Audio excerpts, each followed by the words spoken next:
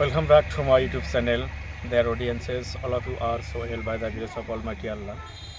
This is Muhammad Asaduzzaman with you in this special video, and before stopping my video, I am urging to all of you, please take my salam. Assalamu alaikum wa rahmatullahi ta'ala wa barakatuhu.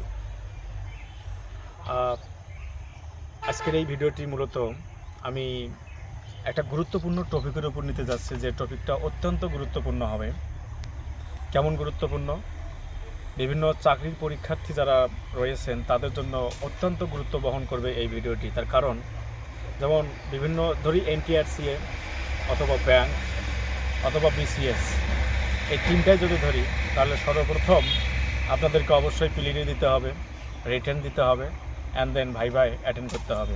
আর আমার আজকের এই ভিডিওর মূল বিষয় হচ্ছে আপনাদেরকে target করতে হবে এই প্রিলি এবং ভাইভা।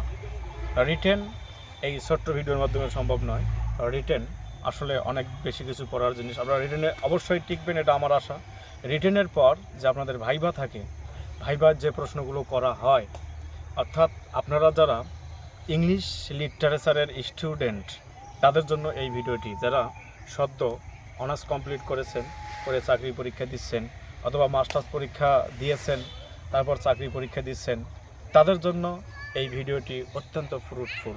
ওকে, তাই আমার এই ভিডিওটি সম্পূর্ণ দেখার আমি রিকোয়েস্ট করতেছি। কেউ কেটে কেটে দেখবেন না, সম্পূর্ণ ভিডিও দেখবেন, আশা করি আপনারা উপকার পাবেন। যেমন ইংলিশ লিটারেচার থেকে যেমন কোন টাইপের প্রশ্ন হয়, যেমন ধরি যে জন মিল্টন এমন একজন ইপিক রাইটার। এই যে আমি ইপিক কথাটা বললাম, ইপিক শব্দটা অত্যন্ত গুরুত্ব বহন করে। ইপিক সম্পর্কে আপনাদের অবশ্যই জানতে হবে। ইপিক কি, ইপিক কাকে বলে, প্লাস ইপিক লেখার যে আইটেমগুলো রয়েছে, কে কে ইপিক রেখেছেন সেটা আপনাদের জানতে হবে। তার মধ্যে এই জন মিল্টন একজন। ওকে, আপনাকে প্রশ্ন করতে পারে কি জন মিল্টন আসলে ইনি অন্ধ ছিলেন না সুস্থ ছিলেন, দেখার মতো করে আপনাকে এ সম্পর্কে জানতে হবে। অ্যান্ড এই ভিডিওর মূল উদ্দেশ্য হচ্ছে আমার কোন টাইপের প্রশ্ন হবে এই প্রশ্নগুলো তুলে ধরা, কোনো উত্তর দেওয়া নয়। তারপরেও আমি চেষ্টা করব অল্প অল্প করে উত্তর দেওয়ার।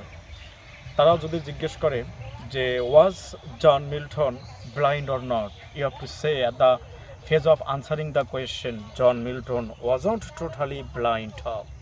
তার মানে তিনি অন্ধ ছিলেন না, একটা উত্তর হয়ে গেল।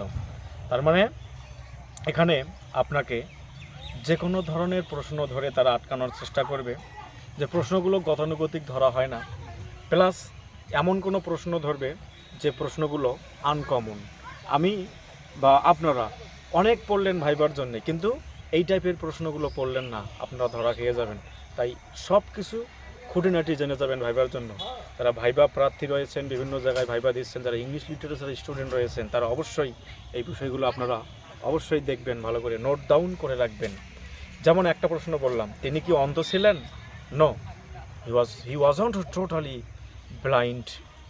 তিনি অন্ধ ছিলেন না, not totally and any case, সম্পূর্ণরূপেও নয়, যে কোনো ক্ষেত্রেও তিনি অন্ধ ছিলেন না। তারপর আপনাকে ধরতে পারে যে ওয়াজ হি বার্ড? ইয়েস, হি ওয়াজ বার্ড। যখন আপনি বলবেন হ্যাঁ সে বার্ড ছিল, আপনাকে বলবে what is the difference between bird and bird, BARD and BIRD।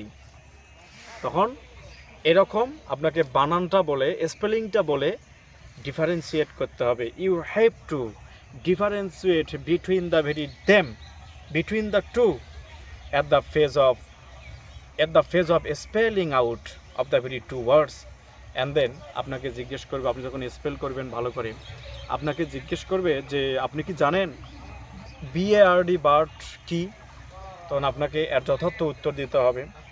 যদিও আমার মুখ্য উদ্দেশ্য নয় যে এগুলোর উত্তর দেওয়া, তারপর আমি এটা বলি যে bird is a famous persons of any area at the phase of literature, at the phase of any writings, okay, who can also unitedly sings, compose, who can also sing, who can also write. That means এটা বলার পরে আপনাকে জিজ্ঞেস করবে যে bird শব্দের বাংলা অর্থ কী। তখন আপনি কি বলবেন? অবশ্যই আপনাকে বলতে হবে বার্ড শব্দের অর্থ চারণ কবি। তাহলে কি দেখা গেল? বার্ড শব্দের অর্থ চারণ কবি। আপনি যখন এতগুলো প্রশ্নের উত্তর দেবেন, আপনাকে কিন্তু আটকানোর চেষ্টা করবে। এই যে বার্ড শব্দের অর্থ কি, আপনি ইংলিশে পড়ছেন, বাংলা মিনিং জানেন না, স্বাভাবিক, ইট ইজ আ ন্যাচারাল, এটা হতে পারে। তো আপনি বাংলা মিনিংটা জেনে যাবেন। যেমন বার্ড কি আরও কেউ রয়েছে? Yes, William Shakespeare is to be call bard of Avon. তোমাকে আর আপনাকে প্রশ্ন করতে পারে, why is William Shakespeare call bard? এই উত্তরটা আপনাকে জানতে হবে। এটা আমি বললাম না, বলবো না, আমি সব বলবো না। তো আমি জন মিল্টন সম্পর্কে বললাম, এর সম্পর্কে ভিডিও দিচ্ছি বিধায় এটার উত্তর দিয়ে দিলাম। উইলিয়াম শেক্সপিয়র সম্পর্কে আপনাকে বিশদ আলোচনা দেখতে হবে, জানতে হবে, বুঝতে হবে, পড়তে হবে। এবং আপনি যখন এই বার্ড সম্পর্কে উত্তরটা পারবেন, তারা আপনাকে আরও প্রশ্ন করতে পারে যে এই জন মিল্টন সম্পর্কে প্রথম প্রশ্ন হতে পারে, ডু নো জন মিল্টন? আপনি কি জন মিল্টনকে চেনেন? ইয়েস। তার অ্যান্ড দেন আপনাকে বলতে পারে যে do know about John Milton's famous work? তার কি বিখ্যাত কাজ সম্পর্কে আপনি কিছু জানেন? আপনাকে বলতে হবে ইয়েস আমি জানি। কি জানেন? সেটা হচ্ছে যে